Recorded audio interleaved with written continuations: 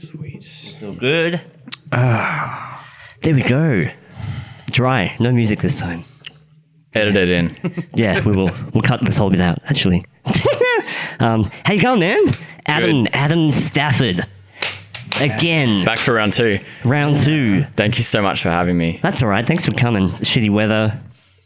Basketball game. I was actually so psyched when you messaged me. I was honestly so psyched. Really? About doing it? Yeah, well, I just had so much fun the first time. Oh, that's cool. Like, Isn't there a bit of synchronicity about tonight as well, you were saying? yeah, there is. So last time I came, I premiered a song, a Squid Eyes track. Mm-hmm. And today on my Facebook feed, it popped up telling me that a year ago today I'd made the song. And then I premiered that track when I was here last. And it happened today that today was the day, which kind of fell together. Like, we didn't really plan it heaps not at all. heaps in advance. And it happened that today I was coming back, and it's a year ago that I wrote the track. So it just kind of lined up a bit. It's kind of exactly a year. Yeah, that's weird. That's fucking weird. I think I hit you up like last week. yeah, it's not even like did we do a Saturday night last time potentially? I can't remember if it was this time last year. What day would it? No, I'm not. I don't think it was last year. All I'm saying is I made the track a year ago. I premiered it when I was here last time. And then it happened that track which popped up, which every time I hear it, I'm like, I just think of Mission Control because that's when I premiered it. That's cool. I'm glad you had fun. Yeah, it was just, it's cool. I'm super happy to be back. Yeah, didn't feel forced or anything like it usually does. No. We're here to do it again. Yeah, do it. Well, what did we talk about last time? Oh, shit. No, we got deep on religion and shit. We talk about the fact that you saw Zeitgeist and you quoted that as well as me. Yeah. That was like the first seed that was planted, I guess. Yeah, what were you going to say? With a drone? Was it? We brought up a drone. That drone, I was thinking about that footage on the way here. I actually found something about Tom DeLonge from Blink-182, he's a huge big UFO-ologist person, and he actually started promoting this UFO video that shows what looks exactly like that multiple drone killer that we were looking at on the last podcast. Yeah, wow. And so that's why I think that this UFO footage that they're pointing off that these fighter pilots were chasing was actually chasing one of those drone killer drones. Yeah. And now everyone's saying it's a UFO because they don't know what it is. Well, I always think a lot of this shit's terrestrial. Like, I used to really, really love the idea of UFOs back like 10, 15 years ago. I loved X-Files. I loved all that shit. I loved believing. Well, I think we can probably all agree that the whole origins of it is what we thought it was when we were a kid, potentially. Like the whole, it came from somewhere else and we reverse engineered it, I think is the general consensus originally. But then it's gone off on a tangent of like, technology's like X many years ahead and we're only exposed to this now when it's actually at this level. Yeah. Kind of thing. Yep.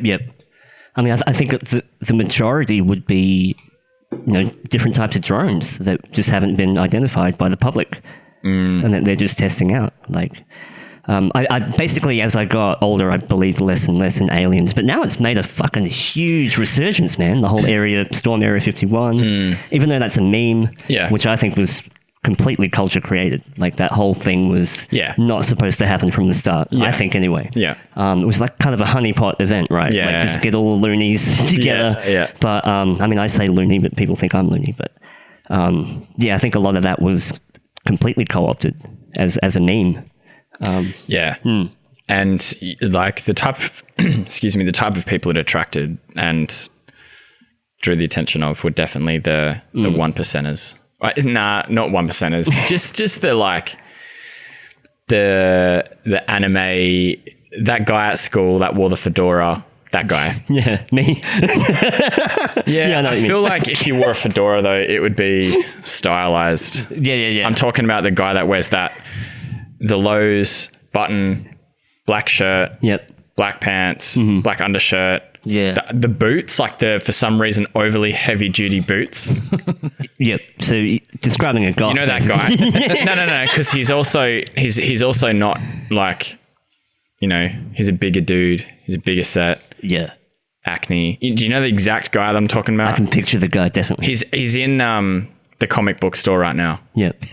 Just sniffing the comics. Like, oh yeah. Sniffing the comics, Yeah, that guy. I feel like that kind of, or you go to like Supernova or whatever, and you have this idea of like all the crazy people that are going to be there, but it's actually just a bunch of these guys. Yeah, it's going to be full of like hot chicks in cosplay. No. Yeah.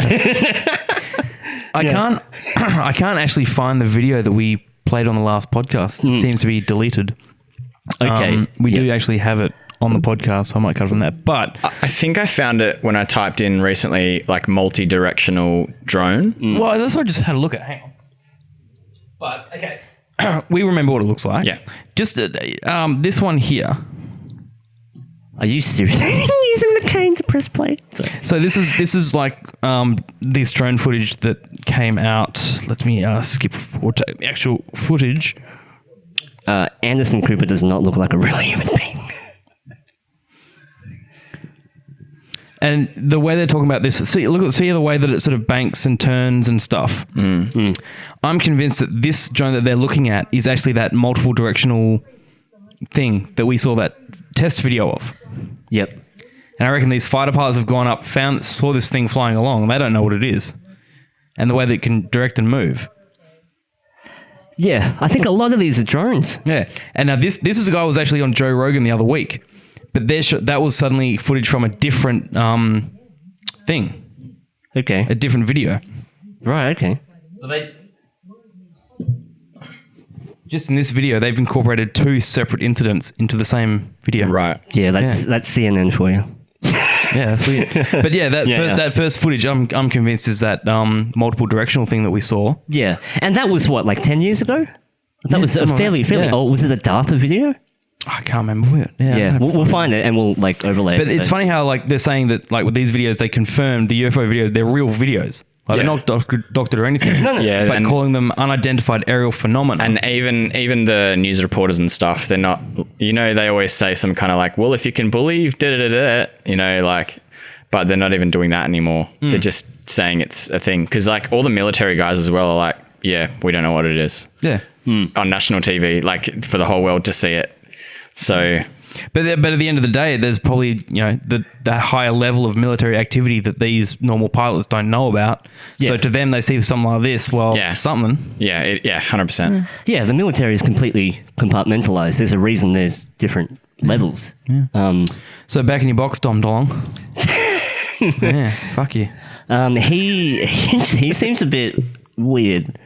Like I don't buy what he's trying to do. I'm not up to speed on the Tom DeLong thing, to be honest. Yep.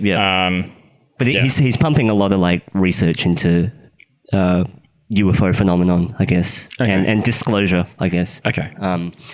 But yeah, not a big UFO guy now. I'm not sure what happened, but I just lost all faith in. That's the one. Missile Defense Multiple Kill Vehicle Hover Test. And look at the year, ladies and gentlemen, 2008. Yeah. I was in high school, man. Yeah. Look at this shit. Looks fake, man. It just doesn't look real at all. But the ground is moving as if air is pushing it down. No, it's definitely a real thing. Like you can't. What material do you reckon that is? Like, why is that not on fire? It's probably some like. Oh, you mean like the net down the bottom? Yeah. Probably some Kevlar. No, that's there. That's the thing. It's definitely a thing. But look at just the shape of it, right? Yeah. So that sort of shape like a cylinder type thing. It's like something from Destiny. The little orb that follows you around in Destiny. Yeah, And so you see the way that it banks is sort of just a sharp turn. I think the thing with this is my problem with that. See, that footage, I'm like, yep. This footage here, I don't get a scale of the size of the object. That's true. So I don't know if they're a plane and that's like 500 meters away or if it's like a kilometer away. I'm more concerned of the origins of the whole grey alien because you've heard of a guy named Aleister Crowley, right? I've heard of him. Yeah, so he's that famous occultist, but he conceptualized the idea of Lamb or the grey, what we know as the popular grey alien with the big head and the eyes. The Hollywood alien. Yeah, the infamous like little green man. Yeah. Was conceptualized by him like in the 60s or something like that. And then it began to permeate culture. And you see the whole space, I think culture was very heavily shaped by these guys, I think. Yeah. It's interesting because like people that they believe aliens and that, they reckon there's different ones. So there's hostile ones, and then there's other ones, and there's these ones, and there's that ones. And that is where the whole the reptilian alien side chain goes, like that sidetrack thing happens, because they're part of that same thing. Yeah. Yep. Yeah.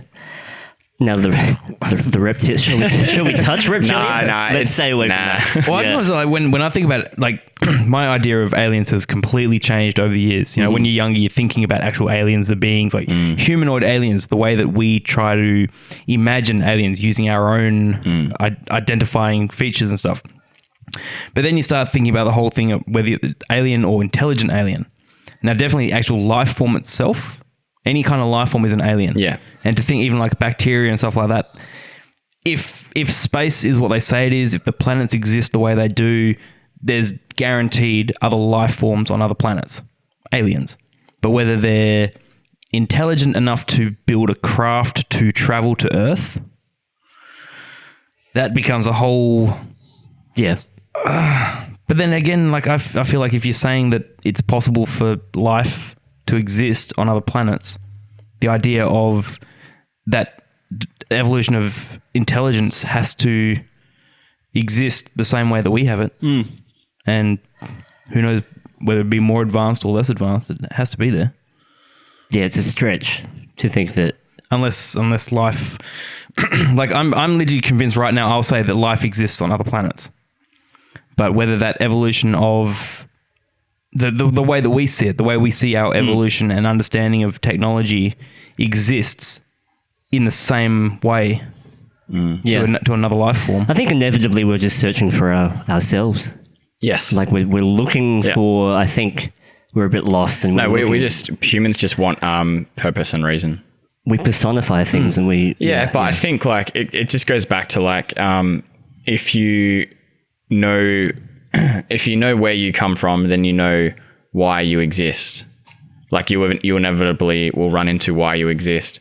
I think if, like, let's just say some random alien, as we call it, like as we imagine it in our heads, race made us, and then humans find that out, and then they're just like, there's no reason for your existence, we just made you. I think, and say that was just mass broadcast to the world, I reckon you'd have an issue on your hands, because people would be like, well then, why the hell am I here? Well, like it's that whole thing of like, do you know what I mean? Yeah. But do you see that as a negative or a positive? Because the way I see it, you could see it as... We might see it one way, but I just think it's like the whole idea of like, you know, we're talking about military and stuff and what we know and what we don't know. Like, I think things happen they don't let us see certain things to protect us. Because you have like anarchy, like just rioting and mass whatever, freak out. And I think it's if you go down that storyline, I think it'd be a similar scenario. There's obviously there's going to be the people that are like, okay, okay, and then they come to terms with it, and they're like, righto, well, I'm just going to keep doing my thing. But I think, like, think about all the religious people. Think about all the well, the power structures would completely crumble for sure. I think because you'd have people questioning things right down to why are we governing things? Why do we have laws? And I don't know. I think people will go. I don't know that I agree with that. Like, I don't think they necessarily. I think people would be like, well, we do need governments to keep us safe. Like, people are relying on the government. I am. So like, well, that's what I think. There's a point where some people would realize, they've got that opportunity to sort of start fresh, do things the way that they want to do it. Sort of almost like that sort of a weight lifted off, like, we don't have that burden of that unknowing at the same.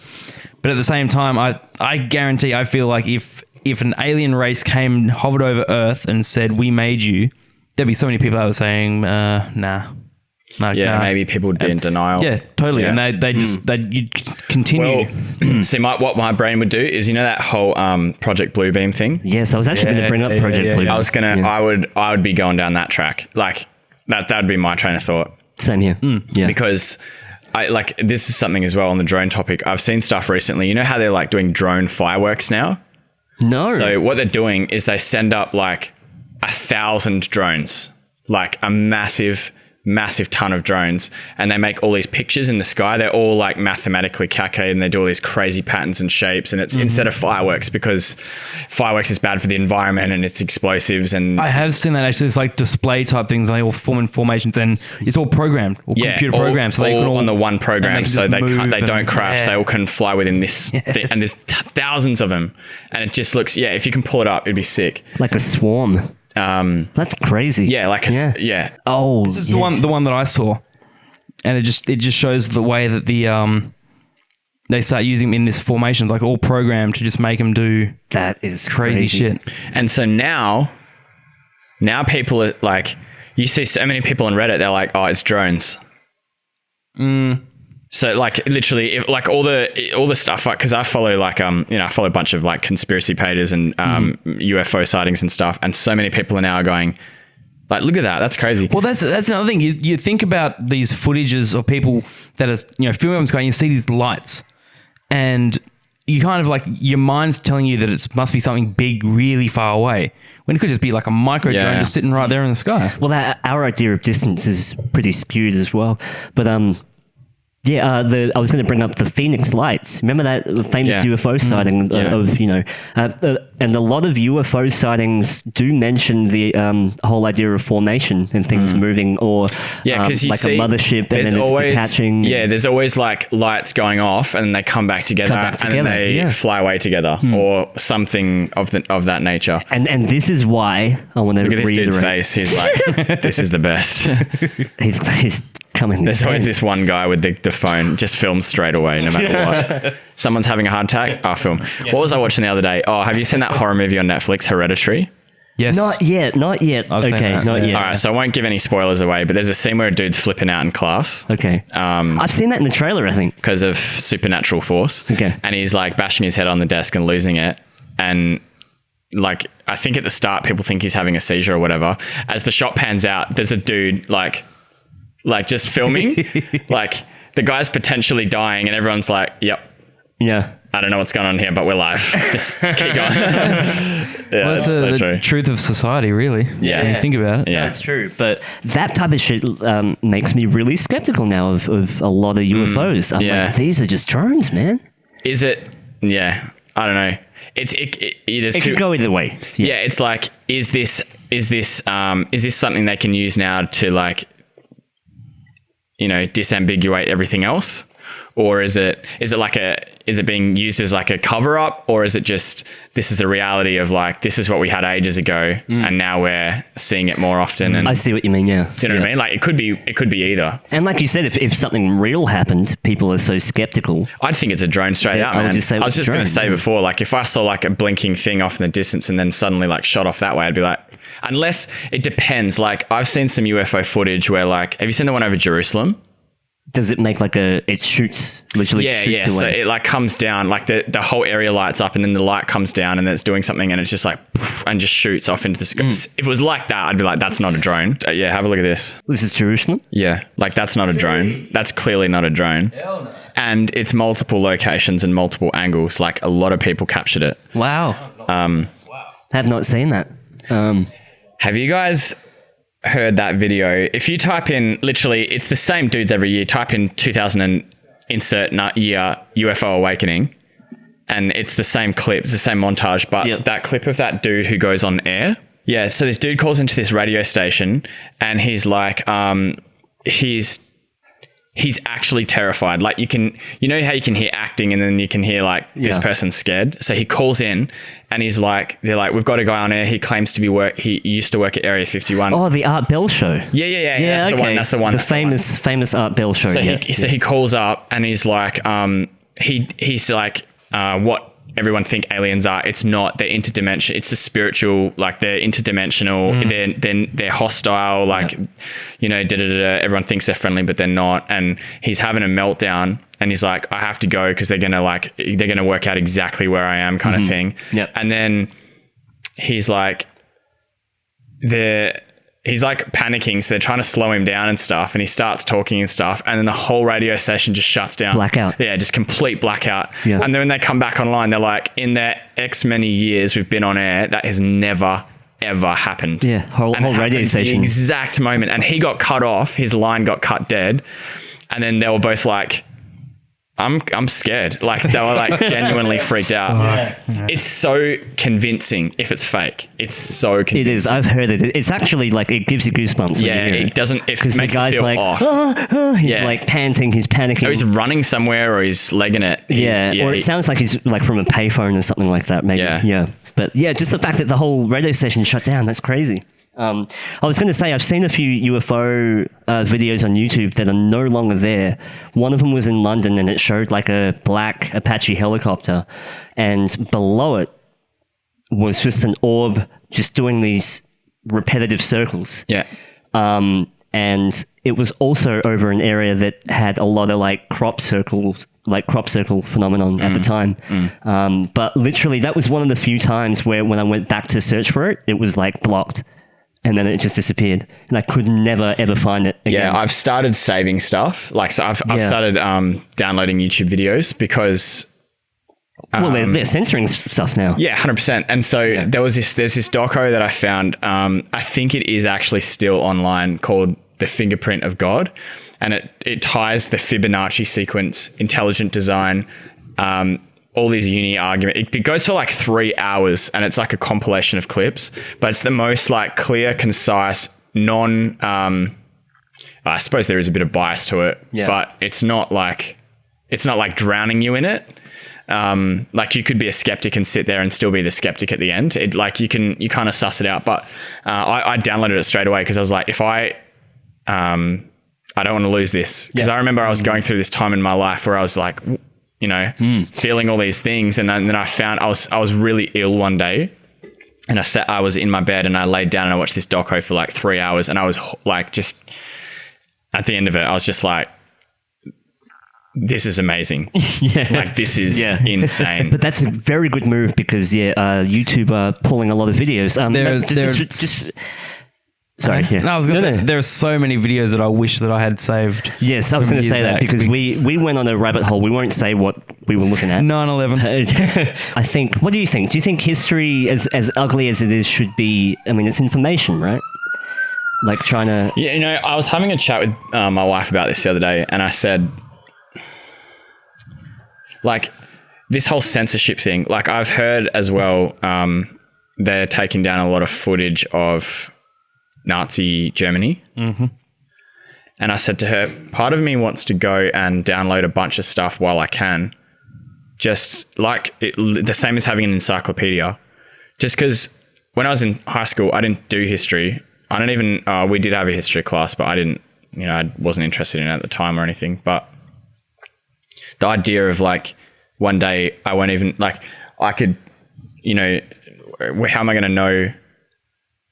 It's deleting history. Yeah. Regardless of whether it was good or not, it's history. It's stuff that happened. Yeah. It should be there for people to see and know about it. It's modern day book burning, I think. And like the algorithm is book burning. Like Brianna said, like, because in World War II this happened and blah blah blah, and then there was this speech and this happened and did it. I've never seen any of it, so I'm like taking her word for it. And then I was watching the World War II in color documentary on Netflix, which is incredible. Yes, that's cool.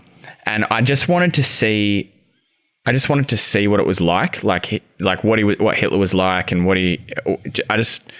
not out of like any sort of like idolizing. I just wanted to know, like, just to know, and just to have an understanding of the situation and all of that sort of thing. But I feel like if I was to go and start downloading, this is the catch-22. If I downloaded 150 Nazi Germany video clips on YouTube, you'd be on the list somewhere. You have a knock on the door. 100%. 100%. My Facebook account was flagged years ago twice. I can't remember what I posted. It wasn't offensive or anything, but it was kind of like, I've been flagged a lot of times. It was just this, like that kind of borderline.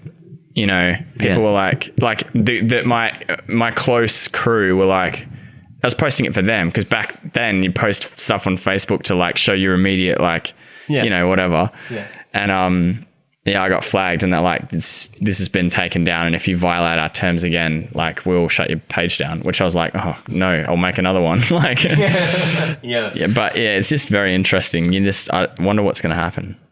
See, I'm scared to say that removing all the Nazi stuff bums me out because I'm really intrigued the same way. You know, seeing that stuff from World War II. I mean, I do not condone what they did or anything. Absolutely but why should you even have to fucking say that? That's the thing. That's the thing. You shouldn't have to defend yourself. What I admire, what I'd love to see is just the scale of what it was. The scale is the word. The scale and the feeling of it and like. You know, you see those things where they've got like the huge big banners hanging down. You've got these armies that are like lined up perfect fucking squares. Like Star Wars. Yeah. They totally ripped that, man. They ripped that hard. Oh, totally. The First Order, that scene in, is it Force Awakens or is it? I think it's Force Awakens. Yeah, and he's like, that guy's just yelling at the top of his lungs, and he's giving it's a big speech. Black and red thing. That's directly ripping on that. That's totally Nazi shit. That's why I really admire Russell Brand, and that time he got sconned for what he said about the Nazis wearing Hugo Boss. About, you know, he doesn't like what they did, but they look good doing it. Oh, that's so fucking good. Because Hugo Boss made the Nazi uniform. Wow. Yeah. Yep. And I made a comment about the Bush family supplying fuel to the Nazi planes and stuff. Yeah. Last year, yeah. But that's all fact. That's all. Yeah, I was complaining that it won't be tomorrow. Yeah, I mean, tomorrow will be a conspiracy theory. If you censor stuff, I mean, it's no better than, you know, when you're in China and you type in Tiananmen Square and you don't get anything about Tank Man or like the protests and things like that.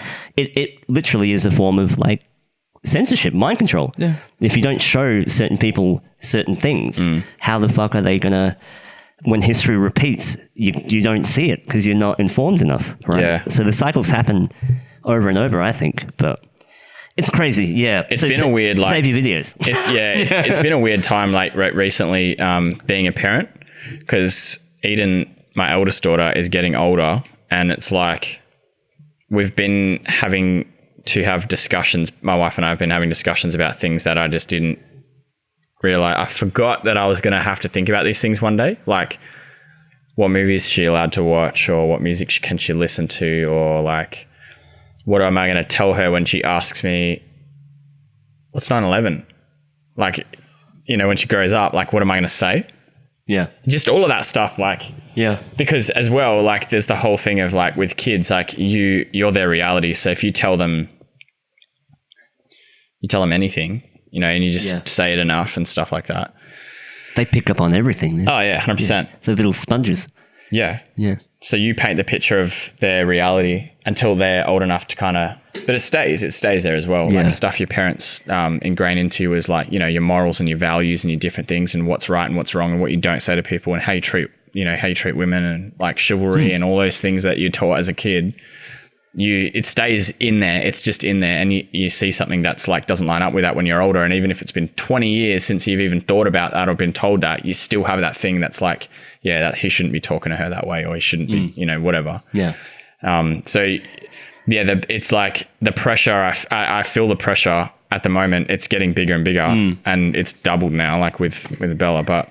How do you dodge the Tooth Fairy / Santa Claus debacle? The day I've already worked this out. The day she asks if it's real, I'll say no. Yeah. See, that's fucking cool, man. So you're gonna have a very woke child. But the thing is like, so this happened the other night. It was last Thursday night. I came home from work. It was 9:30, 10 o'clock or something like that. And I came in the door and Eden was still awake. And she was wearing a Frozen, you know, the Disney Frozen film, a Frozen dress, those plastic clip-clop high heel, like sparkly, you know, those toy shoes. And she had a wand and she had a princess crown in. And she's like, Dad, for Christmas, I want you to buy me a Cinderella carriage and I want to have a new Cinderella dress and a crown and I'm going to have a wand and you can push the carriage around. And I was like, okay. Like if I can afford it and if I can find a Cinderella carriage, like absolutely. So like, it's not like, well, let's see what Santa brings you for Christmas. Like we kind of did, my parents kind of did that as well. They're like, oh, you know, like they'll on the gift, they're like, this is from Santa, or, you know, Santa coming tonight kind of thing. And Dad would run out the side of the house and jingle some bells. Oh, you better go to sleep. He's coming. Kind of thing. But like the second Eden's like, is it real? I'll be like, nah, it's not real. Yeah.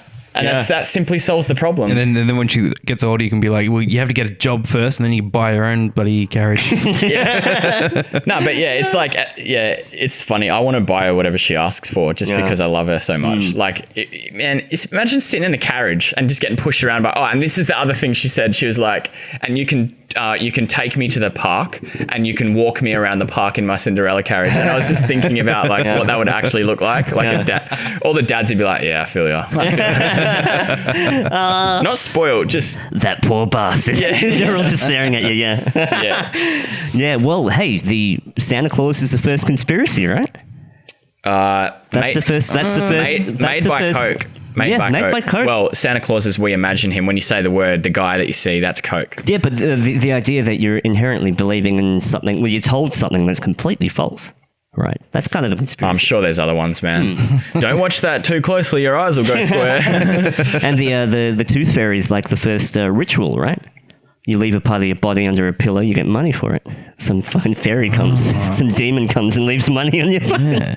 Now the Chinese took that too far. What? And it's no longer teeth, it's organs and stuff. Oh, what the fuck? Okay, that I was not expecting that.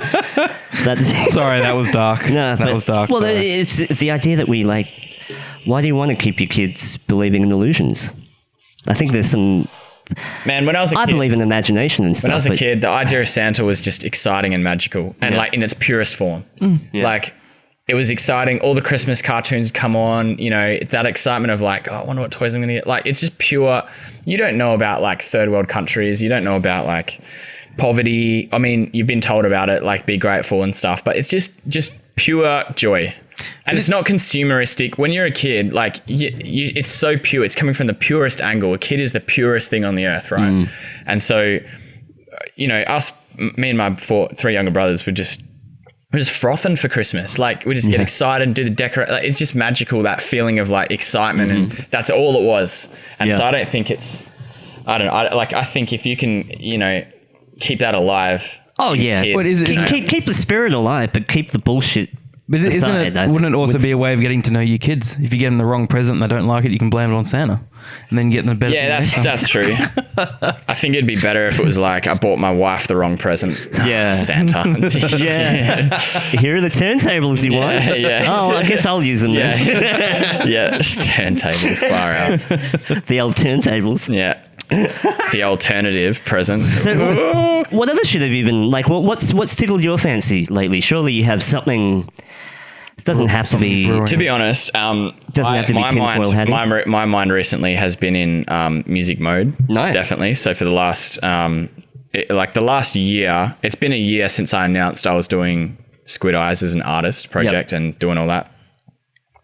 And I listened to some of my old music from a year ago that was still in my Ableton library, and I was just like, whew, you know, like what, good or bad?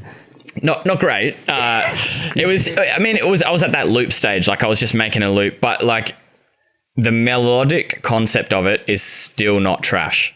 So like the melody is cool, but the rest of it is garbage.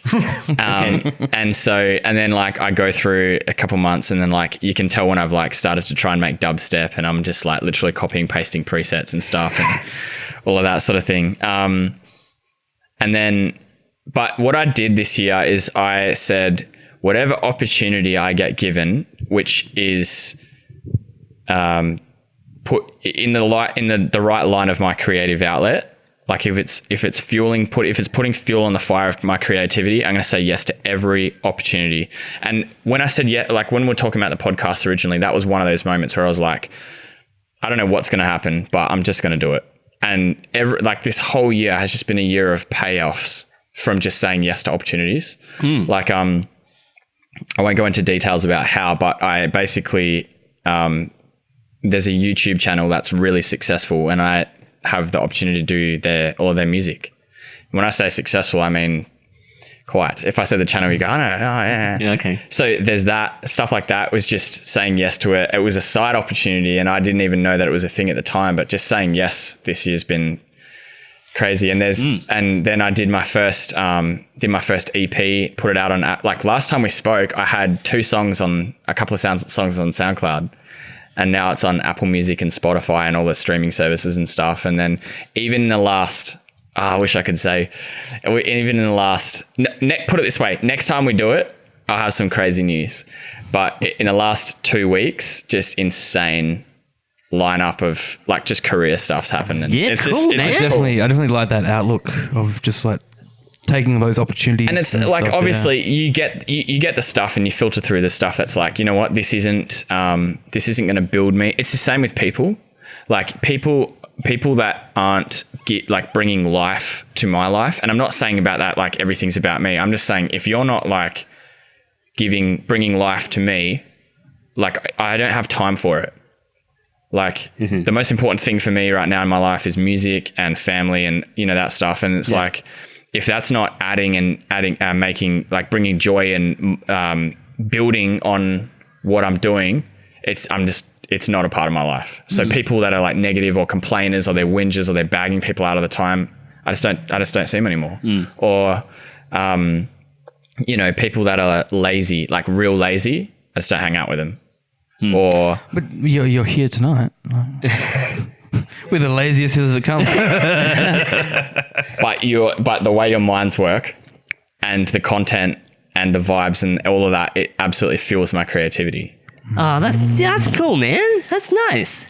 That's a very, that's one of the highest and this time, like, I didn't even think about it this time. I was like, it's done. I'm coming. Yeah. Like, 100%. I see what you mean, though. You know. I see what you mean about but that's where my mind's been. So it's been in, like, how am I going to take what I'm doing to the next level? How am I going to do, like, what sounds am I going to imagine? What's my sound going to be like? Like, I'm still developing, like, who do I sound like? Or, like, what vibe do I give? Or do I play stuff live, or am I a music producer in the background that puts other artists on a platform and I'm the guy that just gets no recognition, but I made the music and that's my career? Like, I'm trying to, you know, I'm going through all that stuff. But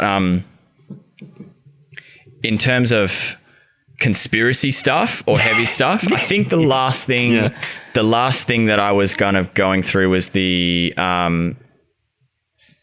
Epstein? Is that his name? Oh no, Epstein. Epstein. Block out the windows. Block out the windows.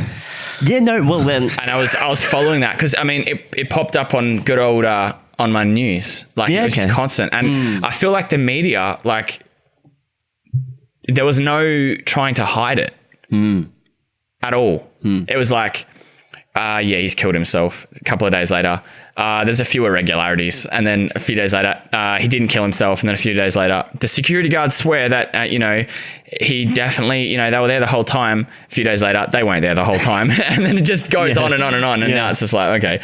So I think that was the last thing. I just couldn't believe the amount of stuff that came out, like all this public stuff, and people just like, Yeah. Because there must have been other stuff going on at the time, but the stuff, you know, when you hear about the stuff about the whole Epstein from start to finish, you kind of like, holy fuck, that was porn. That was fucking bad shit. That was are you talking about how they went to his house and found the book?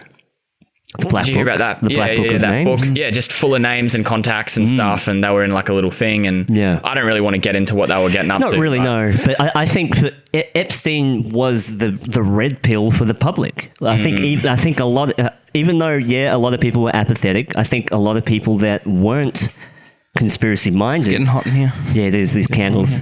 That was the first light bulb moment where they go, hang on, like this stuff can and kind of does happen, right? Yeah. But it feels like no one cared. No one cared because enough. But hey, you know what? I mean, other shit. Like, all I need is a maybe. All I need is someone going, maybe. That's it. That's all you need. Yeah, you don't need them to believe anything. Yeah. My opinion is, okay, let me say this in a totally different way, and then I haven't said it at all. Okay.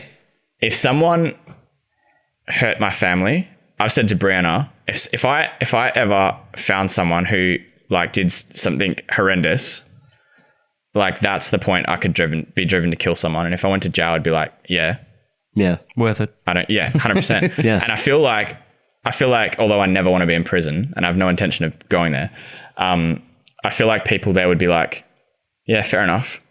And I don't think you'd get like beat up and bullied and looked down upon and whatever, because people would be like, yeah, I'd probably do the same thing. That's all I'll say. So put that in the relation of that and how I feel towards the whole thing that happened, where everything went down. Yeah. Okay. That's what I would do. Yeah, okay. Yeah, so, well... Hang on, did I just actually say I'd kill someone? We've got your confession right here, live. You know what I would really love? Yeah, call the cops. You can come in now. He's just confessed it. I want a copy of Epstein's painting of Bill Clinton. In the blue dress? In the blue dress. Yeah, okay. Because that just looks like fucking comedy. Yeah. It reminds me of the stuff from Vendetta. I bet you could. The guy's art gallery. Yeah. Stephen Fry. You know how he goes down into his thing and takes, what's her name down there? Evie. And he's got all those crazy paintings. Oh, yes. Yeah, that'd be the modern era of that. And there's a painting of Bill Clinton in a blue dress. Yeah. I feel like peaceful protests don't make the point. Okay. Because, so when I was coming through the city on the way home, the protest was still going on, and I got to the top of the hill, and there was a cop blocking off the traffic to allow the group to just walk down Hay Street. And they crossed through Hay Street, and all they did was just walk through the city, waving their flags and waving their things, and everyone just watched them go by. Yeah, okay, cool. Traffic open again, everyone goes. And you're kind of like, well, that was fun for the day. Yeah, they'll probably get a bit of stuff on the news for the day. Yeah, that's cool. And then we wait and we see a few more Facebook posts and stuff. It doesn't get traction. What gets traction is what's going on in Hong Kong.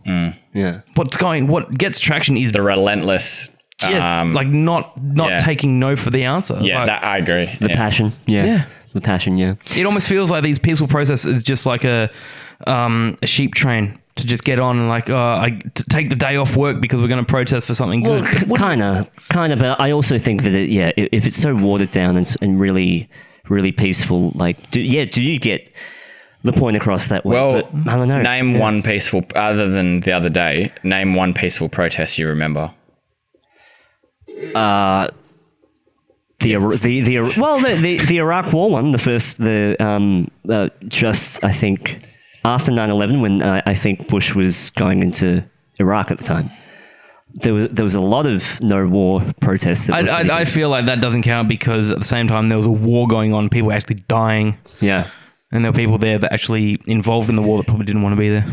And then, but like you mentioned before, the tank man, that ain't peaceful, but it's protesting. Peaceful. Yeah. And so they're the ones that you remember, and they're the ones that get the public's attention. Now, anyone that's listening, I'm not saying to go out there and start. I am. I'm a guest. But you know what I'm saying. Where just bleep that out. Yeah. These I'm just saying. It feels like these peaceful protests aren't doing anything apart from people taking a day off to yell about it. Yeah, I don't discount that they believe in the message. Oh no, that's not what I'm saying. That's not what I'm saying. But I don't think they achieve anything, and it kind of herds people together in a nice little safe net. And they're like, cool, that's happening. It puts them all in a group, walk down the city where all the security cameras can scan all their faces and identify. I feel like it's like the same as getting together and just holding hands and singing in the library. Yeah. Like things like that. Yeah. Yeah. But I do think the most dangerous form of protest is the individual making micro changes in their life. I think. Because you can't herd that. You can't control that. You know what I mean? Yeah. I mean, if it's effective, sure. But I was talking about this, the other day to some mates, about climate change, right? Yeah. So my way of protesting about it, if I'm concerned about it, is to be a climate conscious citizen.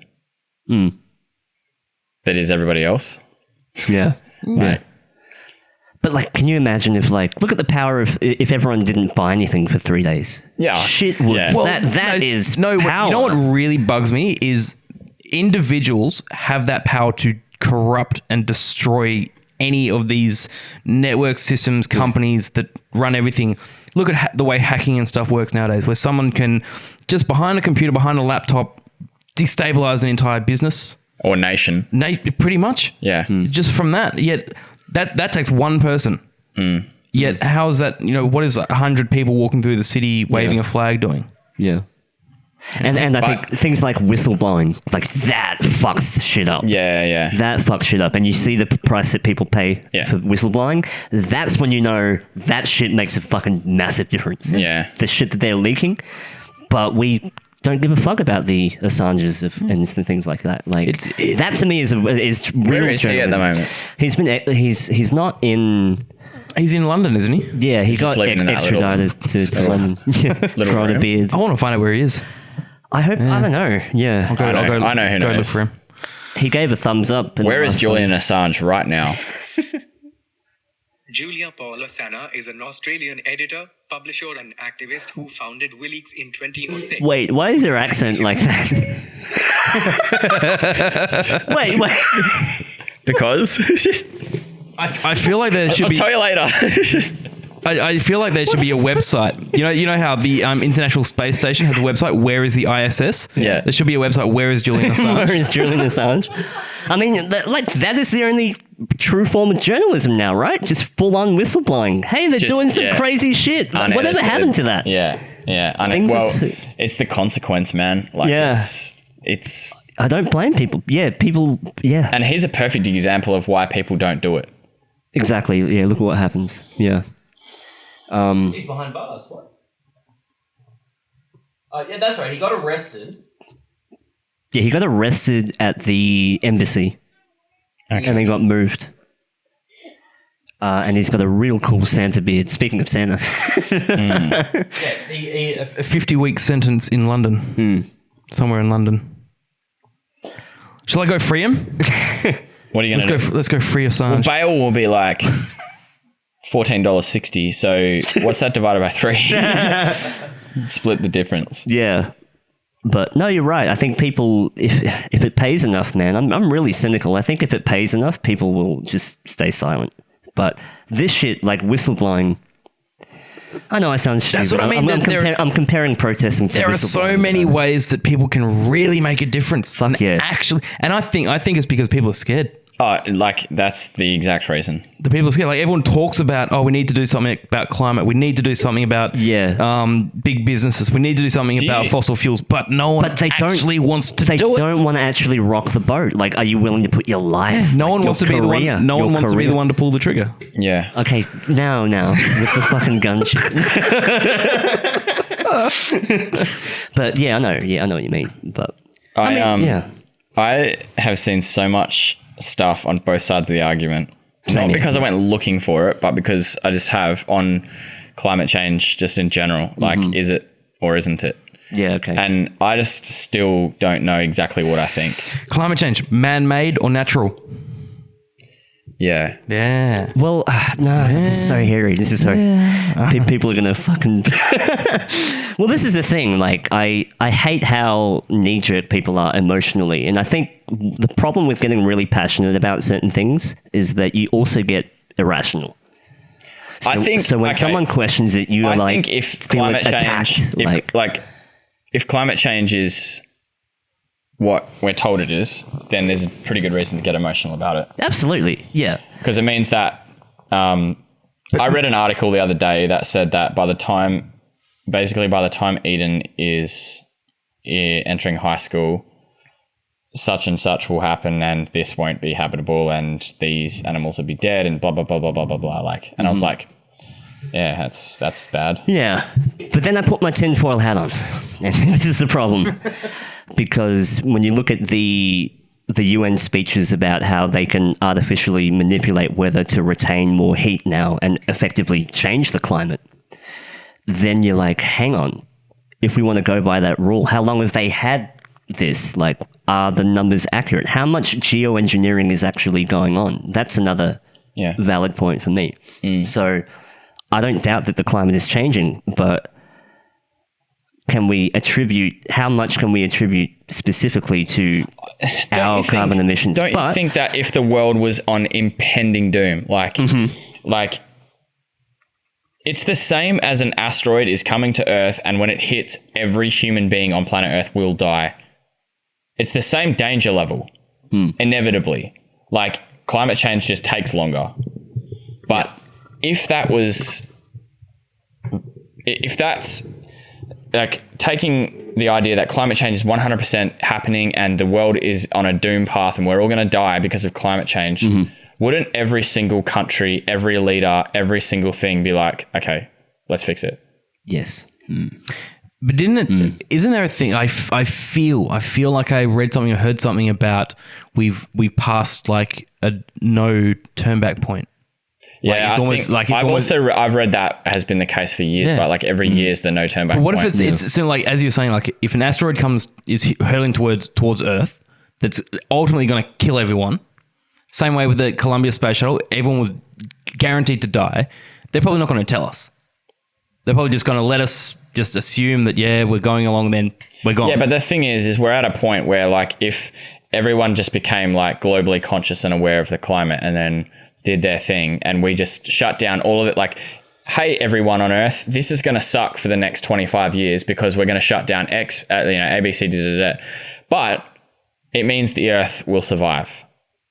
Like, I feel like I reckon if you shut down a whole bunch of stuff now, like there's still animals, there's still species to be saved. I mean, there's still humans. I would prefer to save myself than save the planet. Whoa! Honestly, probably.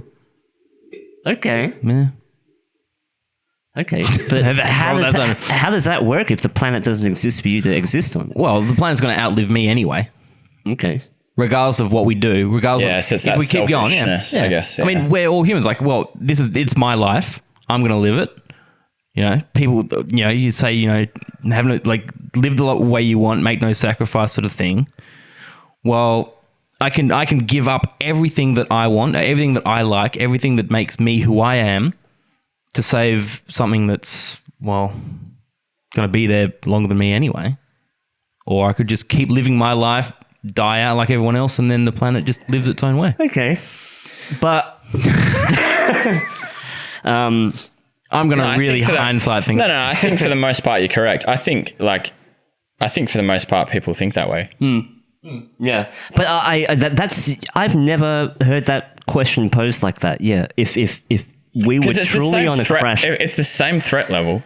Yeah, and if inevitably, like what they say, like it gets to the point where everything's too hot to survive, everything burns, dries up, we've got no water, there's no plants, like if we can't eat, we all die. Yeah, right? So all the upper 1% are going to suffer with us unless they'll die. They'll inevitably die unless they have a plan B. If it cooks to the point where they reckon it's going to, like at the eventual thing of it, if it's so irreversible, why aren't they doing anything? Well, they can just move to Mars because eventually Earth will turn out to be like Mars. Yeah. And maybe they're just using it as a training ground because... But I was going to say, it makes me think that what if they probably have a plan B that we don't know about? So they're letting us die, but they... Yeah, I remember like years ago thinking there was going to be like a mass depopulation. Is that a word? Yeah. Yes. What's the word? You know what I mean? Like, yeah, depopulation. Have you seen that the stone, the Georgia Guidestones. Yeah. Let me just I've got the tab open already. Actually, it's my wallpaper. Yeah, no, that's a very famous bunch of stones, but and is it true that no one really knows who built them? I don't reckon. Like there are a couple of... I reckon they probably know. Yeah, I know that it's in granite. They know, like, opening date, 1980. Where you say that? Yeah. Oh, yeah. Latitude and longitude of it. So it's in Georgia. Yep. Or, there we go. What's that airport? Denver Airport? Yeah. Yeah, Denver Airport's a very... very deep rabbit hole. We've said this, but we haven't actually explained to anyone listening what it is. Yeah, Georgia Guidestones. It's a series of stones, written in several languages, and on it is inscribed, from my knowledge. Don't go from your knowledge. Let's find out what it says. Yeah, let's find out. Let's pull it. Okay. But I do know that it has kind of a goal. It's basically the terms and conditions. The 10 Commandments of the future. Read them out. Okay. Well, I was first inscribed. The message consisting of a set of 10 guidelines or principles is engraved in the Georgia Guidestones. These are: number 1, maintain humanity under 500 million in perpetual balance with nature. Number 2, guide reproduction wisely, improving fitness and diversity. Number 3, unite humanity with a living new language. Number 4, rule passion, faith, tradition, and all things with tempered reason. 5, protect people and nations with fair laws and just courts. Sorry, my eyesight is so bad. Number 6, let all nations rule internally, resolving external disputes in a world court. 7, avoid petty laws and useless officials. Number 8, balance personal rights with social duties. Number 9, prize truth, beauty, love, seeking harmony with the infinite. Number 10, be not a cancer on the earth, leave room for nature, leave room for nature. So that's what's inscribed on the stones in multiple languages. That's almost completely contradicting my way of thinking. That's almost saying sacrifice yourself for the planet. Fuck that. You selfish bastard. But it sounds, a lot of, I guess, conspiracy people attribute this to a very utopian New World Order style of Earth, where the population is low. That is a low, very low population. That is 500 million. Yeah.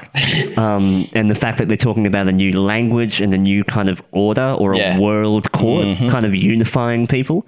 But it also goes into this woo-woo fucking borderline satanic shit about truth, beauty, and love, because as we all know, not to get biblical, but I think deception comes in the form of preaching things like equality and diversity, I think. And I think it's a real good way to kind of bait people. It does have a into very cult sort of very feeling culty to it. looking, yeah. Especially just that last line, that 10, be not a cancer on the earth, leave room for nature, leave room to repeat it. Yeah.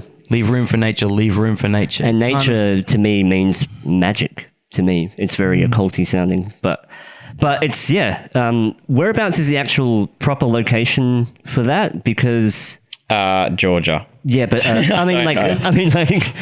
like specifically, because I don't think people know exactly. Like there is a name written down there, but people don't exactly know who built it. Oh, it's right. It's the red dot was there. Log into Wikipedia. It shows, on the small, but when you click on the small map, it disappears. Just really quickly, you mentioned Bluebeam before. Yeah. What about that tickled your fancy? So to your knowledge, what is Project Bluebeam? I've got a kind of an idea. I can't remember exactly what its short-term purpose was, to be honest. Yeah. But I remember, generally speaking, from a few different, when I say a few, like most of them, videos implying that it was a way that they could stage into essentially a holographic display type projection technology in the sky, type thing, where they could either fake an alien invasion or an imminent threat on human life on Earth, or the second coming of Christ, or the returning of I don't know in Islam, I don't know what it is, but I presume it would be when God comes back, and or the deity of the religion that you follow coming back, or like Prophet Muhammad, or like Buddha, even things like that.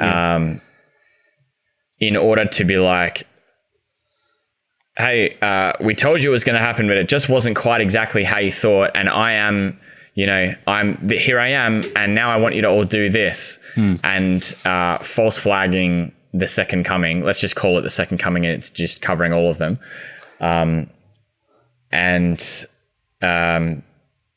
For example, in a Christian context, right? In Revelations, it says, beware of false prophets, beware of the Antichrist. The Antichrist, which if you actually look at the word, it just means not Christ-like. But it says the devil will embody the Antichrist. So the Antichrist will rule and do pretty good for this portion of time, the first half, and the second half he'll flip, and the devil will actually go into him, and he will he'll come out as his true intended purpose, which was so he big deception type thing, right? And a lot of what I've kind of seen is this idea that they could use something like this to pretend that they are the second coming, and then all these people kind of follow that thing, and then it's not the real deal. Yeah. and they just use it to whatever their intended purpose would be. Yeah. That was my understanding as well of Project Bluebeam. And I guess the technological side is that they'll use holographic imagery in the sky to mimic either aliens or images of God. I think the idea is anything that unites humanity, because like hypothetically speaking, an alien race pops out of nowhere and is like, yo, you're not the only ones here and this is what's actually going on. Humanity would be united in the fact that we are small, we are not alone. All of the things that we thought were this are now that, or whatever it may be. So they need an event, like, you know, kind of like a big thing that happens that triggers everything else. Mm-hmm. But I feel like there's a lot of stuff that is being almost tested in separate things that eventually could come together. Like they're going to bring together and go, yep, this is it, or this is real. Aliens are here. And that's what really bums me out, because I'd love if aliens were real. I'd love if something would happen. But now it's that same thing that if I see it, I'm always going to be skeptical. Or is it Bluebeam? Is it a drone? Is it like what? Yeah. Yep. Is it part of the deception? Is it not? Yeah. Yeah, that thing. It's it goes back to what we were talking about. If aliens were real, like, or if we actually uncovered where we came from. It takes away that mystery of who we are. Yeah. I feel like it's that mystery that drives people. And I think knowing is a double-edged sword. Like, sometimes you don't want the truth. It's ugly. You know what I mean? Like, you know when Neo wakes up and Morpheus says, all I offered was the truth. I didn't say it would be easy. You know, like, what if we just regret knowing immediately? Yeah. Like, there is such a thing as, I guess... we need to kind of be protected in a sense. Well, that's what drives innovation and is that idea of continually searching, continually coming out. And if we find an answer, if we have the answers to everything, it's almost like hitting a brick wall. I feel it'd be like hitting a brick wall where you kind of like, well, that explains it. Now what? Yeah, I guess that. But you mentioned something really cool last time, Adam. So I'm just... Yeah, that was, you said that if it is real, you kind of will know it's real. Like you'll feel that it's real. I'm just reading directly from scripture. Yeah. It says, one of the disciples, as Jesus was sitting on the Mount of Olives, the disciples came to him privately and said, "Tell us." They said, when will this happen? And what will be the sign of your coming and at the end of the age? And Jesus answered, "Watch out that no one deceives you." That's the first thing he says. "For many will come in my name, claiming I'm the Messiah, and many will deceive many. You will hear of wars and rumors of wars, but see to it that you're not alarmed. Such things must happen, but the end is still to come. Nation will rise against nation and the kingdom against kingdom. There will be famines, earthquakes in various places. All of these are the beginning of the birth pains." And then it says, "You'll be handed over and persecuted and put to death and hated by all nations because of me," as in because you're a follower of Christ. "At that time, many will turn away from the faith and they'll betray and hate each other. There will be many false prophets which will appear and deceive many people. So when you see me standing in the holy place, the abomination that causes desolation," that's the Antichrist he's referring to. So he's like, when you see me, this guy, spoken of through the prophet David, "Let the reader understand, then those in Judea flee from the mountains." So basically when this guy comes, like, get the hell out of there. "Let no one on the housetop go down, take anything out of the house. Let no one in the field go back to get their cloak. How dreadful it will be in those days for pregnant women and nursing mothers." Just saying, it's going to be rough. Don't get attached to material stuff. Just basically just bail out quickly. "For then there will be great distress, unequaled from the beginning of the world until now, and never to be equaled again." It gets hectic through this bit.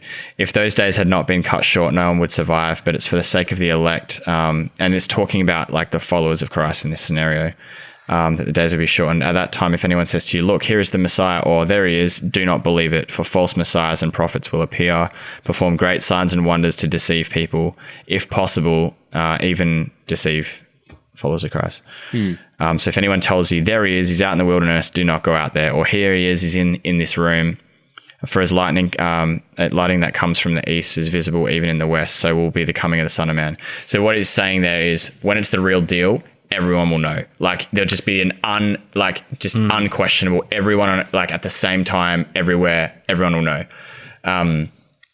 But when I read stuff like that, and again, you got to remember, see, the Old Testament is like storytelling, and then the New Testament is the disciples and the apostles have written the accounts that they've seen and the conversations they've had. So you can take it a little bit more literally, and even some stuff's like storytelling and whatever. But the way I interpret that pretty much is a lot of stuff's going to go down, and a lot of people will get deceived. And when I see blue beam, that's the kind of general direction I see it. Like them to stage something, and then, you know. Yeah. What I just started thinking, like, sort of some stuff like, when people talk about the Antichrist, they always look at America. They always look at the American presidents. And I just started thinking, there's so much shit happening all around the world. Why does it have to be America? So, as I said before, the word Antichrist actually just means like the opposite of him. So, but then there's also, because it says in the Bible Antichrists, and it's like a lower A, and then there's Antichrist with a capital A, I think. Don't quote me on that. Yeah. But in that case, it's referring to the Antichrist, not following God kind of Antichrist kind of thing. I think generally people think, if you ask someone who's the most powerful man on the earth, most people, whether it's truthful or not, like, they go, it's the president. No one cares about the Queen, as in, and if you are listening, Queen Elizabeth, no one's like that's the most, but like just people by default thing. And so I think that's where that idea comes from.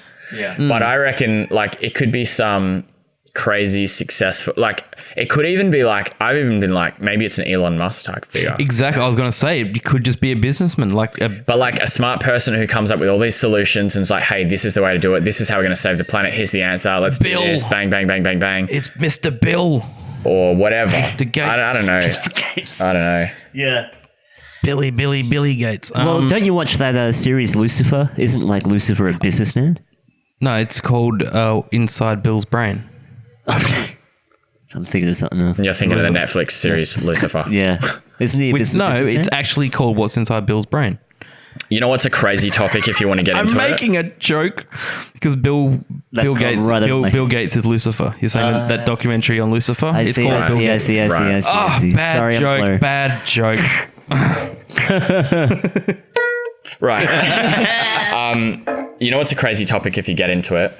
If you, again, looking at scripture, when it talks about Lucifer, the devil, there's verses that describe how he wasn't, because he used to be an angel. So he used to be an angel in heaven in God's presence. Of music? Of music. Isn't that weird? His body was actually partly a musical instrument type stuff. And it says that he is, he's like the king here. Because God's cast him to earth. He rules here. So this is his domain. Right? Yeah. And his jam is music. And then, isn't that fucking weird?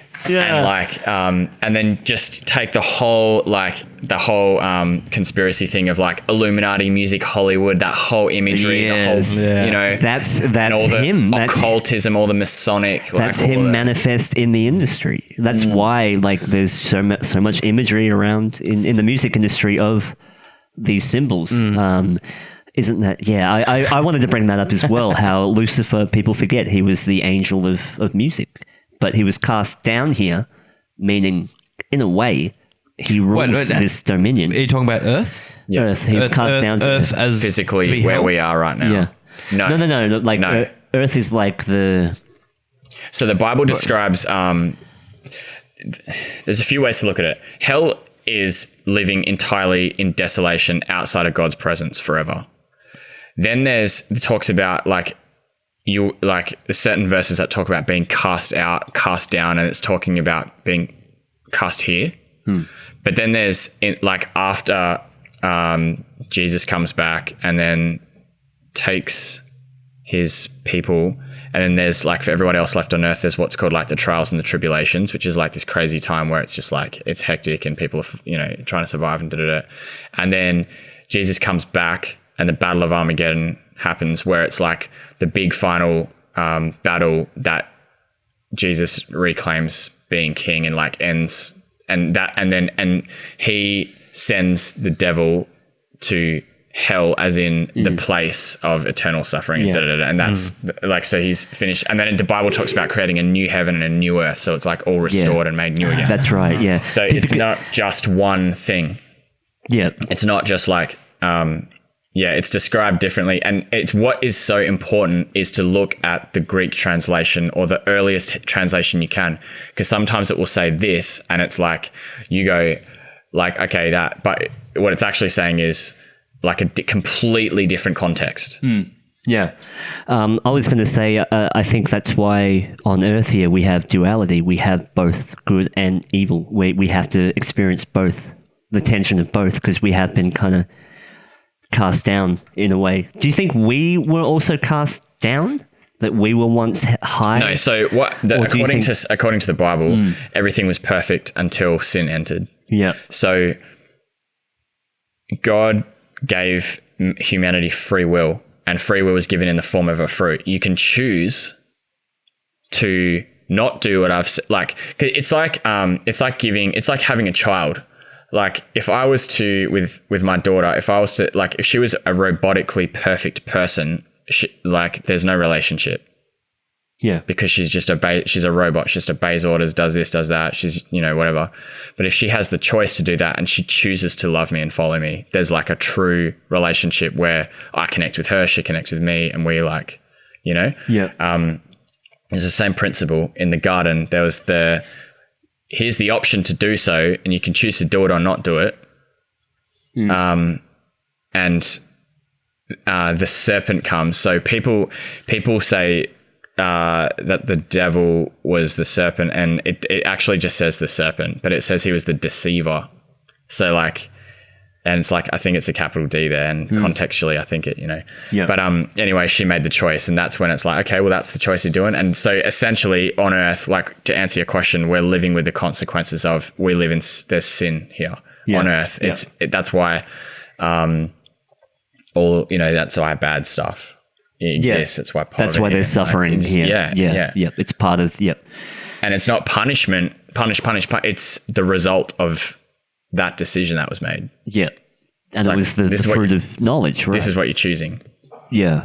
Do you think the fruit of knowledge was that allure of wanting more? Yeah, 100%. It was like and it says like the first thing that Adam and Eve did when they ate the fruit is they realized they were naked. So they went and sewed fig leaves together and covered themselves because they were naked. But before that, they were naked, and they knew no shame because there was no harm, there was no sin. They were just innocent. Yeah, but now it's become a thing. As soon as they knew, they were like, and that's the knowledge of good and evil. They knew, I'm naked. Shame came on. Yeah. It's crazy. It's fucking deep, man. There's some weird thing. I haven't really sort of looked into it to find it, but I always found some sort of idea or reference that Satan and Lucifer are two different things, two different entities. And I think there's always things like Satan and Lucifer are the same person. But then there's something to do with the way that the planets were named, like the moon, Saturn, yeah. And actually, like, I think like Monday, the day Monday comes from the moon, Sunday, Saturday is from the planet Saturn. But some reference with the planet Saturn being that of Satan. Yeah, the bright morning star. Yeah, but the morning star is Venus. Correct. And Lucifer is a reference to the morning star. Yeah. Which is Venus. Yeah. But then Satan and Saturn has some sort of correlation. Yeah, and it goes down to that whole it's definitely like, you are correct in translation wise and storytelling wise, like as in the word we're saying is not the word. Essentially, like right now we're saying Satan. Like back in the day, his name probably wasn't Satan. It was Jeff. Whatever it was. Jeff. It was like Stuart or Eugene for sure. It was one of those two. Definitely satanic. My money's on Eugene. Like, who has a baby and goes, Eugene. You look like a Eugene. Shout out to all the Eugenes out there. Yeah. Yeah, and the Zeitgeist film touches on that. That sort of sun worship, Egyptian stuff as well. And he uses that as the thing that completely debunks Christianity, because he argues that the idea of Jesus is, he debunks that by saying that these are all the same, they're all borrowing from the same thing and all that sort of stuff. See, that area Zeitgeist, I was a bit, it's a bit cut and dry for my liking. Well, a lot of the information isn't actually correct. Yeah. And I when I went into that, I was like, the first time I watched it, I was like, oh. Yeah.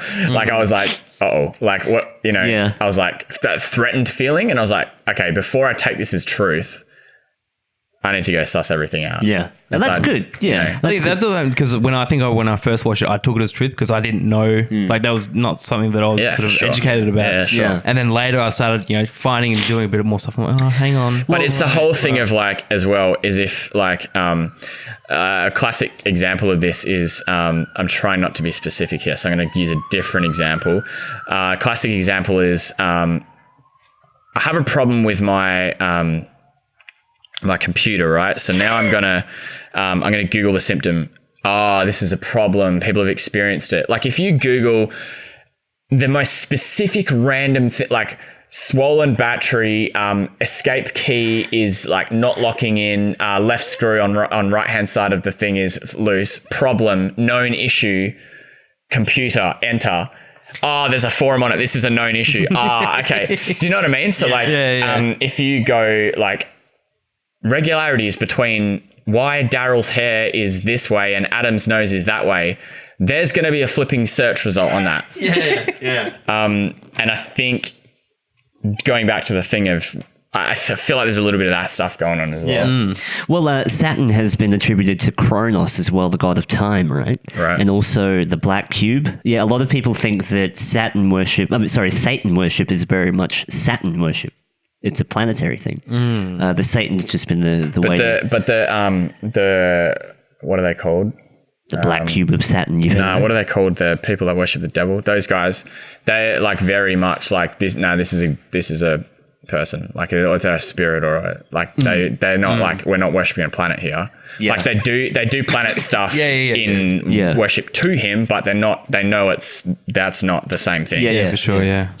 Maybe the planet was actually named after him. Maybe the planet was named after Satanists, or maybe Satanists named the planets. The thing is, but like the Illuminati named the planets. The thing is that what we call the moon, there's a different, like in Italian, it's Luna or whatever it is.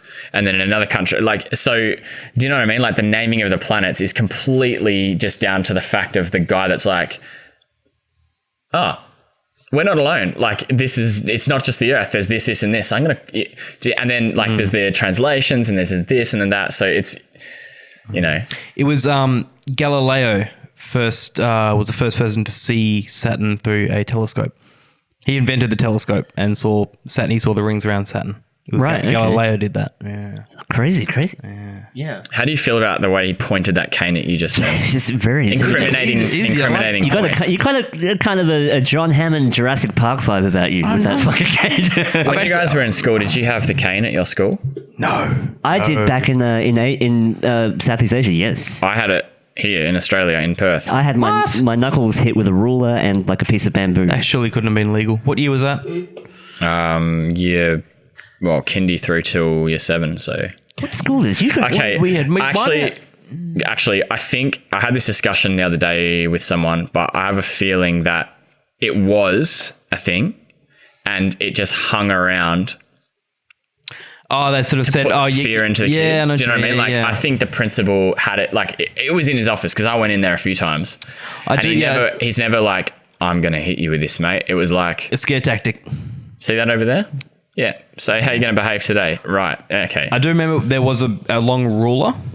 Yeah. And I think it was always like, it was one of those sort of things that you walk in and you kind of like, has that been used? Like, do they actually use it? So when you get told to go to the principal's office, they wet his hands before they hit him, and like Like that's going to make a difference. Not only is it a slap, but I it's remember a one wet kid. slap. I remember one kid who was like going to get the cane the next day. Like he was told he was going to, so he wore like all his pants to school, like, all his layers of denim, and then his school trackies and stuff. And the guy hit him, and he just like walked out, and we're like, "What happened? Did it hurt? Was it the most worst thing of your life?" And he's like, "Multiple pants, baby." These Kevlar pants, No baby. effect. Spank-proof pants. Oh, that's crazy.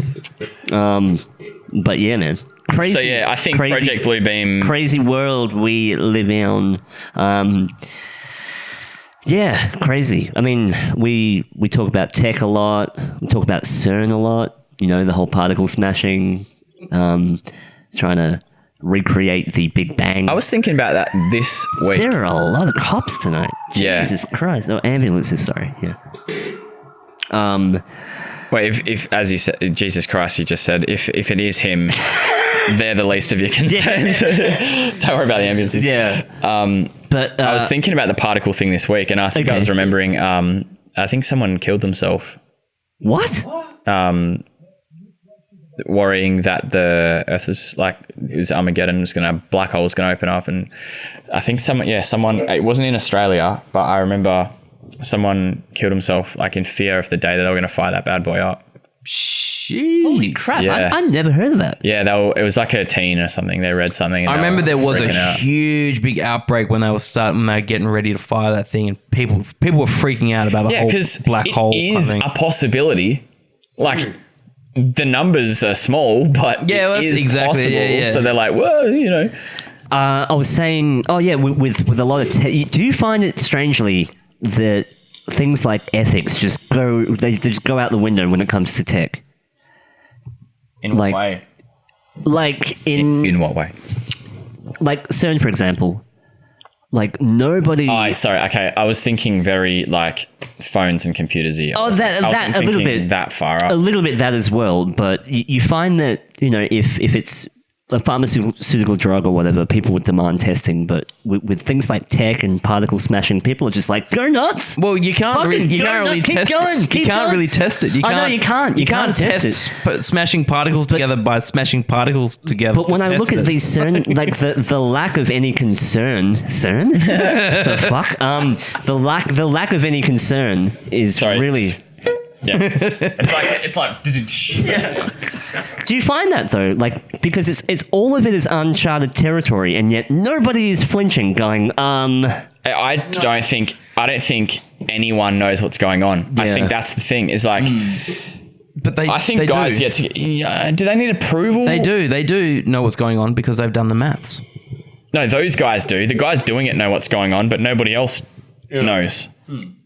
Like, you're not going to go call up the White House Oval Office and be like, just so you know, guys, today, look, the world could end technically, but we don't. The numbers are good. Is it cool to press this button? Like, that doesn't happen, man. They're sitting in their labs just going, wonder what happens when we mix this with this. And, like, that's how so much, like, good things come about as well. But yeah, for sure. I don't want to seem like a, what do you call it, trying to... stop progression and stuff in these fields, but it's just bizarre how they just run headfirst off the mountain. Like, let's keep going. Man. Yeah, I want to save CERN for something really we'll focused. Save CERN. Yeah, because I'm kind of in a boat where that whole argument about opening up a black hole when they first tried it is almost like physically impossible. Yeah, and like maybe now it is, but maybe then it wasn't. The one to thing, our knowledge, the one thing that I will argue is. They say that they're smashing these particles together to try and get the God particle, and to try and work out how everything began. Like go back to the Big Bang. The supposed Big Bang created everything. Maybe that's what I meant. Maybe not black hole. Maybe I meant like. Well, no. Big Bang. The black hole argument was something that happened. They thought they were going to smash it together, open up a black hole, and suck the whole Earth in. Yeah, but. What bugs me is they say that they're smashing these particles together to recreate the Big Bang that created everything, period. Yet the Big Bang supposedly just came. There was nothing. It was like before you were born. You know what it was like before you were born? No, there was nothing. and then all of a sudden you're a person or you have a mind. That's how the Big Bang happened. The Big Bang was absolutely nothing, then all of a sudden there's everything. But what CERN are doing, they're not recreating the Big Bang because they're not creating something from nothing. They're using... It can't be done again. Yeah, they're taking stuff that exists and smashing it together to make things exist. It's the circumstances are not the same. Yeah, correct. And that's why I can't understand, even theoretically, how they can try and recreate the Big Bang at CERN. Right? Yeah. It doesn't make... It's certainly being sold that way to the public as well. Certainly. Like, the I think it is a reason for concern. Researchers are recreating the Big Bang, and it's like, no, they're not. Yeah. But when you're with any media... You can't counterfeit the beginning. Yeah, you've got to discern what's going on. Oh, Jesus. Here we go. Yeah, and... Does it concern you? Slightly disconcerting. But the whole idea of searching for these supposed God particles is that's a scientific rabbit hole that they're digging themselves into. Yeah.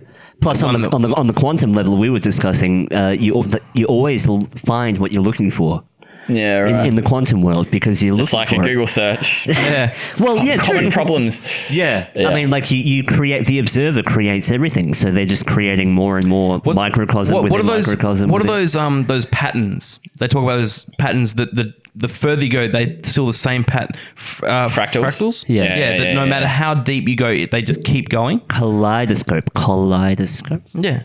But I feel like that's quantum physics, and that's the universe is those fractals that no matter how far you go down, it just keeps recreating. They keep finding stuff. It just keeps fucking happening. Yeah. And I reckon we create it. I reckon they create it by looking for it. Yeah. Oh, wow. Okay. Yeah. Shit. Yeah. It doesn't exist until they believe it exists and until they actually find it and go, well. I had this thought about, like, I might have touched on it one, like with you guys last time, about like...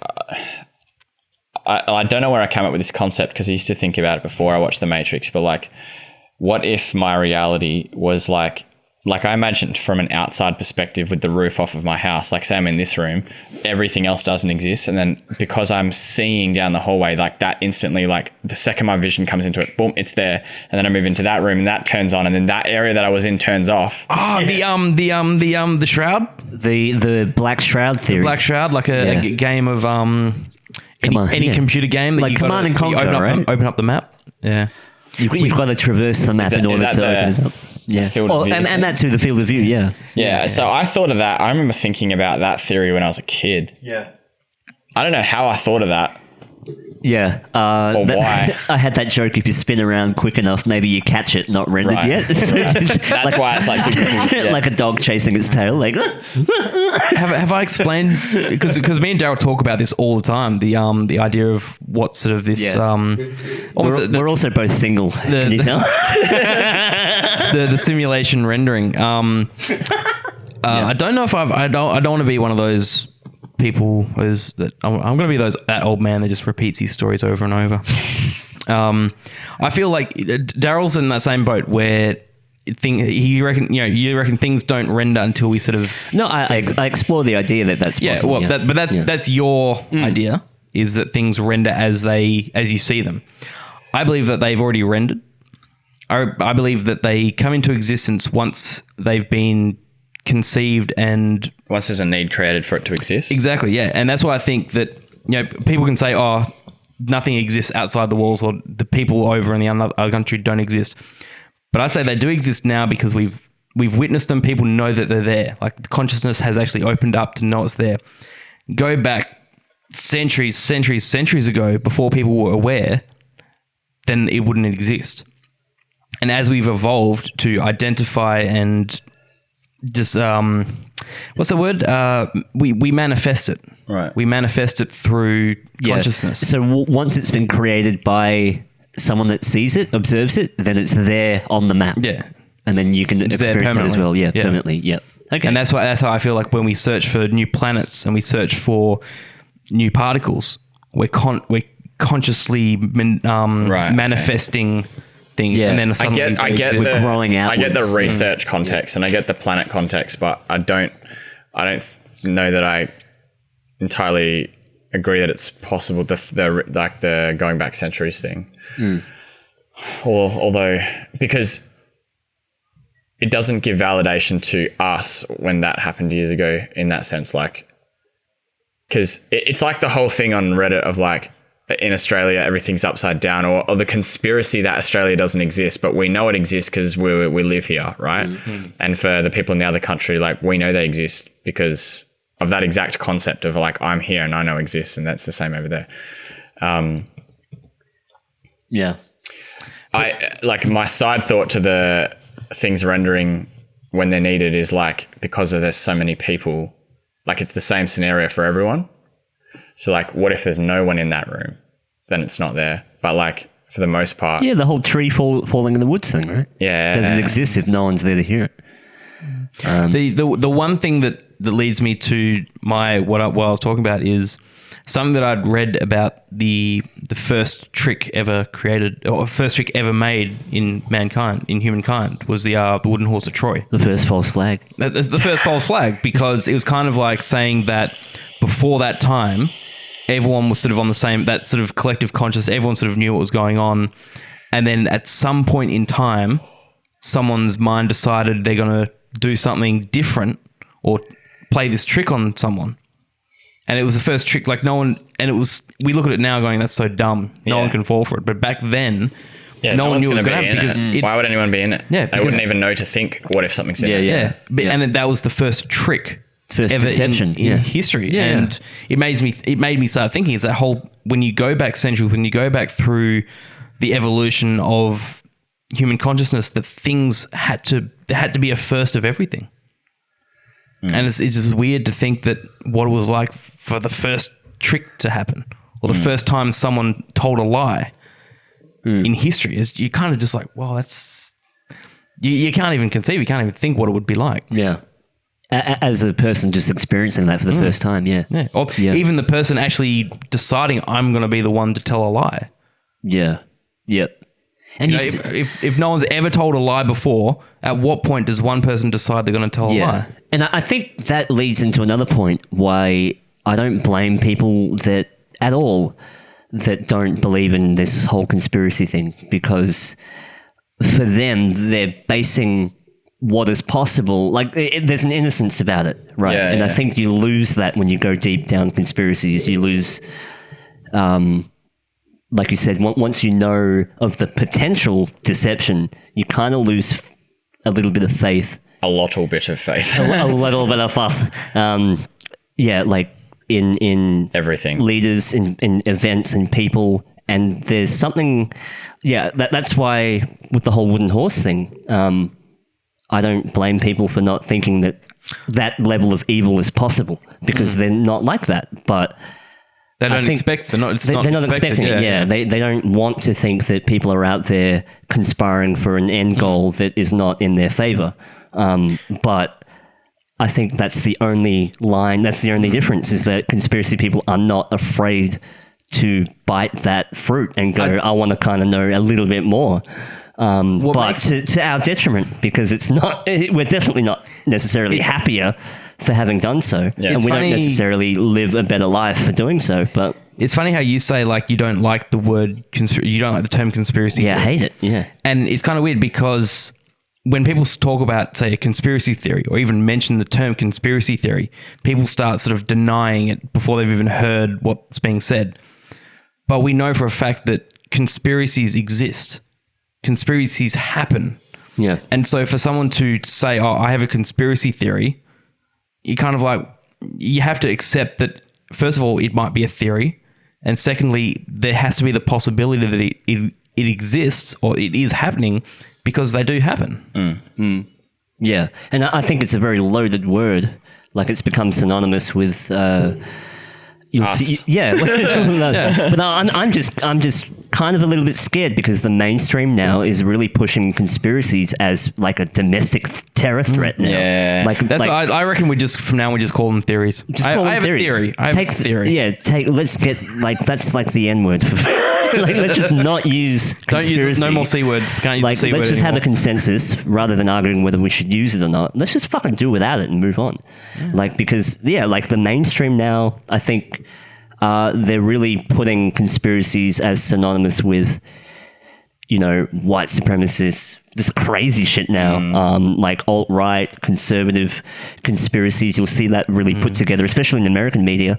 So it's become synonymous with like pop really culture dangerous as well. thinking. Yeah. This is when it comes to music and the whole music industry and everyone talking about, you know, Illuminati symbols in music videos and all this bits and pieces of music videos. There's always a time where I thought that, yes, there's probably some big artists that are in it. They're using that imagery in their music videos, all that sort of stuff. Jay-Z holding up his triangle. And then you realize that there's a point where it's pop culture as well, where so many people might just be following it, just try using it to promote themselves. And you start forgetting, like, well, is that real? Like, who's there? Is it actually It's going just like on? a marketing technique. Yeah. Like, you know it's going to get views, so you do it. Yeah, like culture creation, right?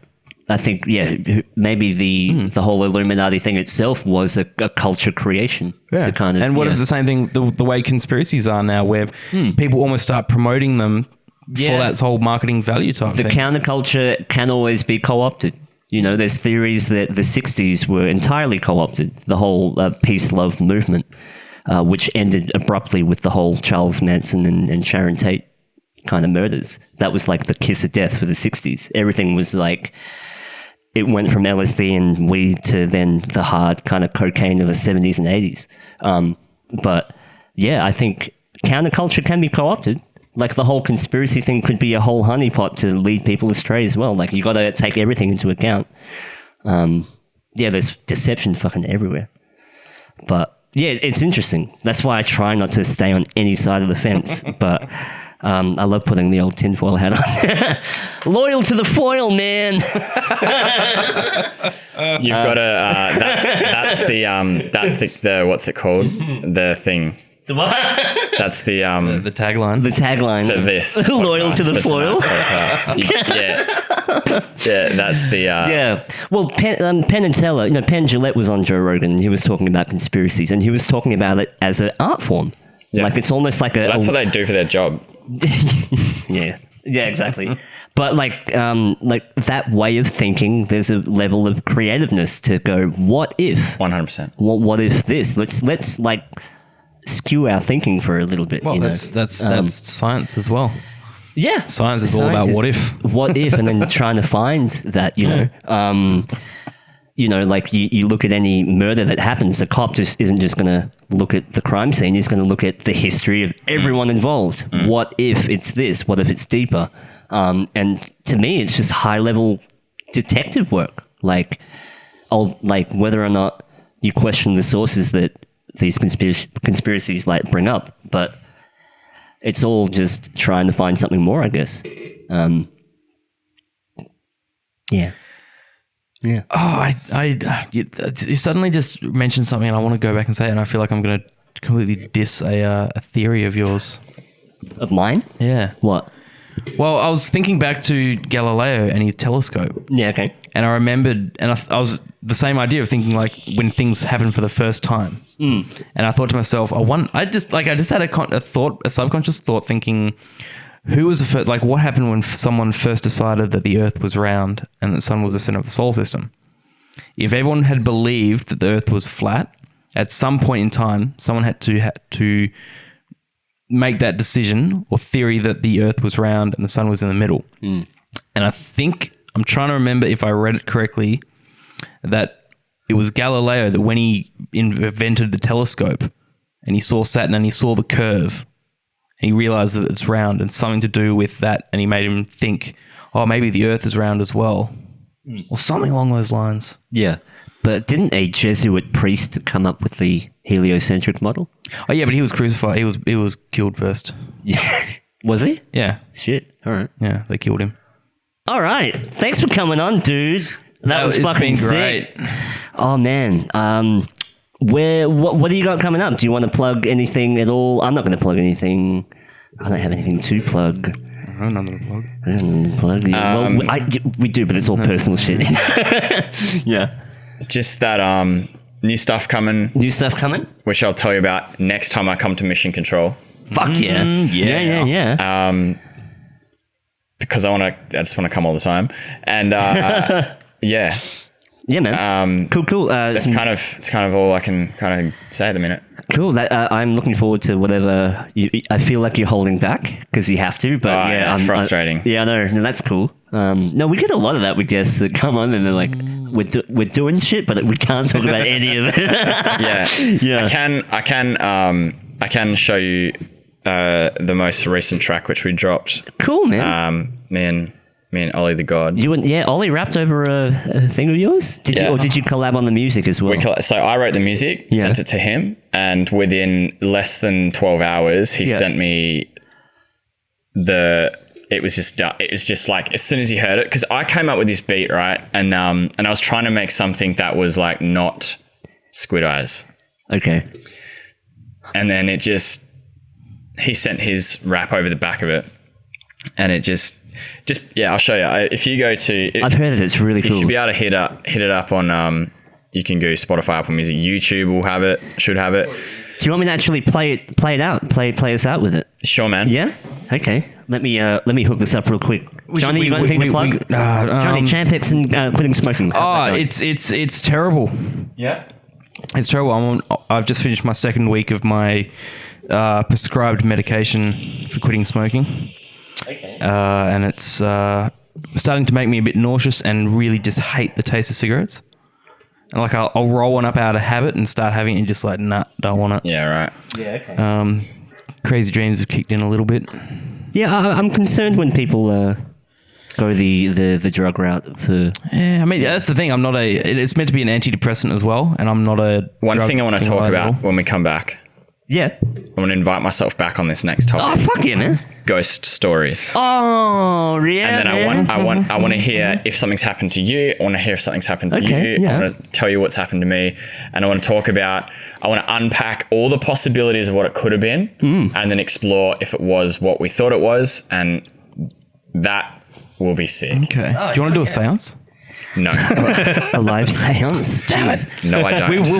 We'll do it on a podcast at one point. We're going to do something really dumb. We were going to play with a Ouija board. Yeah, once, no. but, I'm not going to do that. I'm never doing that. I always find that's what freaks me out. Like I have a lot of friends that are so into like dark arts and weird things, but they won't go near Ouija boards. I'm not doing it. Yeah. That freaks me out. I'm like, why? I'm not doing it. Yeah. No, I don't blame. But isn't that weird that people that aren't really believers in spiritual stuff won't touch that? That goes to show the power of... No, but it's because the people that don't believe, they've gone in to debunk and they've unbunked their bunking.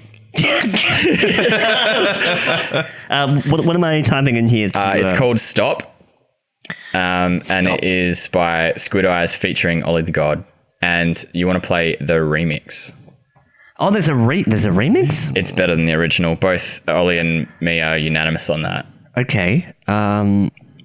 Let me click on the right button. Button. Oh, we'll cut this out. What has happened to Spotify? It looks completely different. Did you know that you actually can never forget a face? Every single face you've ever seen during your life gets stored into your memories and gets used up later. For example, in dreams, your brain can't just make up a face. Every single face you've seen in your dream, you've seen somewhere once in your life. And those strange nightmares you've had of those terrible demon-like creatures, you've seen them around too. You just can't remember. You don't want to remember. The hell is that from? Creepypasta by the sounds of it. I read that and that just made me think that was weird. Yeah, pull that up next time. Yeah. Everything has to come from somewhere. I'm a believer that everything has to come from somewhere. You can't just... Can I switch on the channel while it's recording? Probably. I think. Can you? Yeah. Maybe. I can't, but what we can do is pause it and then resume it real quick. Yeah. Okay. You won't even know the difference. I got the shit that you want. I got the skills for the job. I'm in the zone, all alone. Don't give a fuck at my top. I got no reason to stop.